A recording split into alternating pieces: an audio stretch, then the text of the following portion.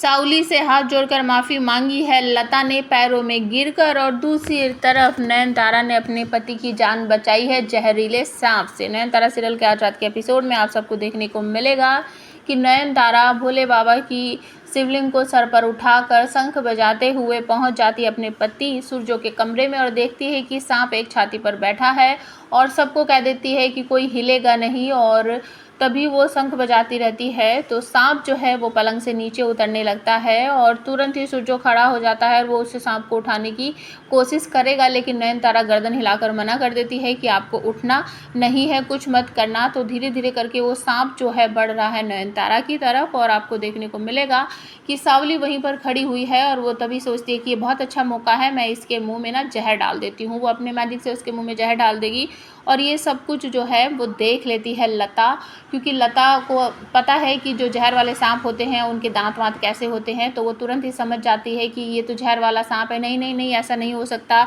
ये तो नैन को डस लेगा, अगर नैन को इसने डस लिया तो मेरा काम कौन करेगा, मुझे खजाना कौन ला के देगा। वो इस तरीके से सोचती है और तभी सांप आगे बढ़ता हुआ नयनतारा में लिपट जाता है और उसके बाद वो लिपटता लिपटता उसके माथे तक पहुंच जाता है और तभी नयनतारा शंख बजाना बंद करती है, भोले बाबा की जय, भोले बाबा की जय वो बोलने लगती है। तो जो सांप है वो नयनतारा के माथे पर डंक मारने की कोशिश करता है, लेकिन वो रुक जाता है क्योंकि नयनतारा के माथे पर भोले बाबा का चिन्ह बना हुआ है और वो भोले बाबा की जय, भोले बाबा की जय करती रहती है।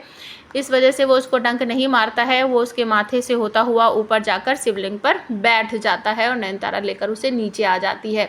ये सब देखने के बाद सारे घर वाले फिर से समझ जाते हैं कि नयनतारा जो है वो सूरजो की रक्षा कवच है, जब तक नयनतारा है हमारे सूरजो को कुछ भी नहीं हो सकता। लेकिन इस बात पर सूरजो भड़क जाता है और वो फिर से कहता है आप हमेशा की तरह ऊट पटांग हरकतें करती हो, जब आपको पता था कि यहाँ पर सांप है तो आपको सांप को भगाना चाहिए था, ये सब उठाकर क्यों ले आई और शंख बजाते हुए घर में क्यों घूम रही थी। और बहुत ज़्यादा भड़कता है तो नयनतारा से कहता है कि अगर आपको इस घर में रहना है तो जो मेरी माँ कहती है आपको वो ही करना पड़ेगा और मेरी माँ के आंखों में एक भी आंसू मैं नहीं देखना चाहता।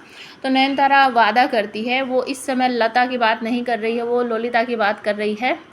वो कहती है कि मैं वही करूँगी जो आपकी माँ कहेगी और मैं अपनी तरफ से पूरी कोशिश करूँगी कि मैं उनकी सारी इच्छाएं पूरी करूँ और मेरी वजह से उनका एक भी आंसू ना गिरे। वो ललिता की बात कर रही है, लता की नहीं। और तभी ललिता को ये सब देखकर खुशी मिलती है और वो अपने कमरे में जाती है तो सावली डराती है लता को कि तुम्हारी वजह से मेरा एक भी काम नहीं हो पा रहा है, मैं तुम्हें अभी मार डालूंगी। और कोई बड़ी सी लैंप टाइप का कुछ उठाकर लाती है, लता को मारने की उससे कोशिश करती है, डराती है। तो लता पैरों पर गिरकर माफ़ी मांगती है, हाथ जोड़ती है कि नहीं नहीं मुझे माफ़ कर दो, अब मैं उन दोनों को अलग कर दूंगी, सूरजो के कमरे में मैं नैन को रहने ही नहीं दूंगी, मैं उनको अलग कर दूंगी, इस तरीके से बोलती है। और जो सावली है वो कहती कि अच्छा ठीक है, एक आखिरी मौका मैं तुम्हें देती हूँ।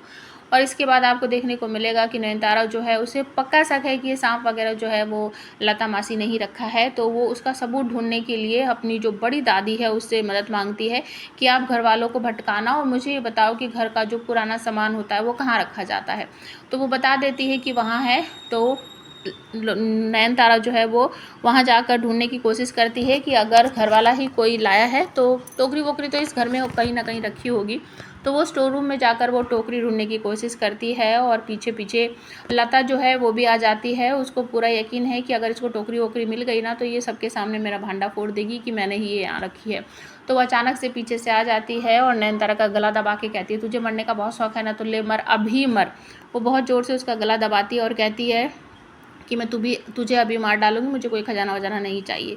तो नयनतारा कहती है हाँ मार डालिए, आप मुझे अभी मार डालोगी ना तो पुलिस आपको पकड़ कर ले जाएगी। तो आप हमें कमेंट करके बताओ इस बार लता की नई चाल क्या होगी, किस तरीके से वो नयनतारा को परेशान करेगी।